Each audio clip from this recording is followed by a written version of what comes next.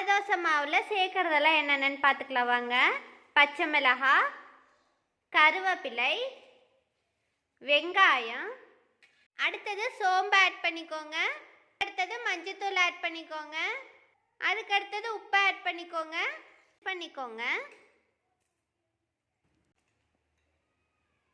இப்போ வாங்க நம்ம தோசை ஊற்றிக்கலாம். இது ஈவினிங் டைமில் குட்டீஸுக்கெலாம் ரொம்பவே பிடிக்கும். ஸ்கூல் விட்டு வந்தோடனே நீங்கள் இந்த மாதிரி செஞ்சு கொடுங்க.